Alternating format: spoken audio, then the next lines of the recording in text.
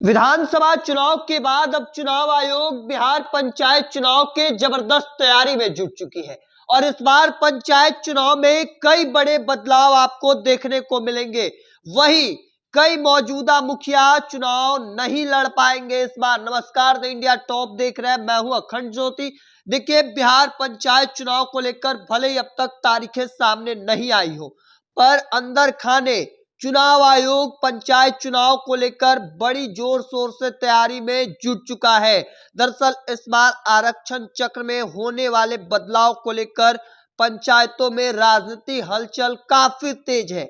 दरअसल आपको बता दें कि इस बार चुनाव में कई मौजूदा मुखियाओं के लिए चुनौतीपूर्ण चुनाव साबित होने वाला है, क्योंकि 2021 में जिस आरक्षण व्यवस्था के आधार पर चुनाव हुआ था, 2026 में वह बदल जाएगी। वही इस बार का चुनाव ईवीएम से होने वाला है। देखिए, मुखिया, सरपंच, वार्ड सभी के लिए आपको ईवीएम पर बटन दबाने होंगे। तो देखिए, बड़ा बदलाव जो है वह होने जा रहा है। साथ ही साथ आपको बता दें, आरक्षण चक्र में बदलाव होगा, जिस वजह से जहां पर जो सीटें जनरल थी वह रिजर्व हो जाएंगी और जो रिजर्व है वह जनरल हो जाएगी। तो ऐसे में जिन सीटों पर जो मौजूदा मुखिया जनरल है वह अब चुनाव नहीं लड़ पाएंगे इस बार। तो देखिए, बड़ी जानकारी सामने आ रही है।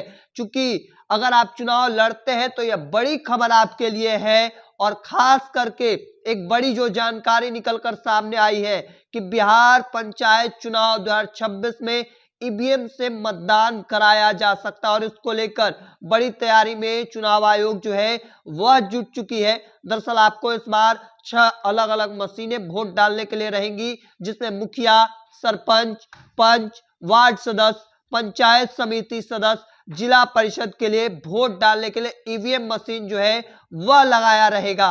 और ऐसे में यह पहला मौका है जब बिहार में पंचायत स्तर पर ईवीएम का इस्तेमाल होगा। इससे मतदान प्रक्रिया आधुनिक बनाने की दिशा में बड़ा कदम माना जा रहा है। मल्टी पोस्ट ईवीएम से कई पदों के लिए वोट करना आसान हो जाएगा और जिससे चुनाव प्रक्रिया सरल होगी। तो ऐसे में जो बड़ी जानकारी, चूंकि अंदर खाने चुनाव आयोग बड़ी तैयारी में जुट चुका है और सूत्रों के मुताबिक राज्य चुनाव आयोग ने 2026 के पंचायत चुनाव के चुनाव प्रणाली बदलने की तैयारी शुरू कर दी है। तो ऐसे में 6 अलग अलग मशीनें किन चीजों को लेकर होंगी यह भी हमने आपको बताया है। चूंकि आपको बता दें, मुखिया, सरपंच, पंच, वार्ड सदस्य, पंचायत समिति सदस्य और जिला परिषद के लिए 6 ईवीएम जो है मशीन वह रहेंगी और वहां पर आपको वोट डालना रहेगा। दरअसल वही आपको बता दें कि जो आरक्षण चक्र है जिसमें बदलाव होगा, चूंकि 2021 के पंचायत चुनाव में मुखिया पदों की कुल संख्या 8072 थी, जिनमें 5268 पद पर अनारक्षित श्रेणी के थे, लेकिन इन अनारक्षित पदों में भी 2483 सीटों महिलाओं के लिए आरक्षित थी। तो ऐसे में कई बड़े इस बार बदलाव जो है वह आपको देखने को मिल सकते हैं और इसी वजह से हम आपको कह रहे हैं कि इस बार चुनाव में बड़ा बदलाव देखने को मिल सकता है।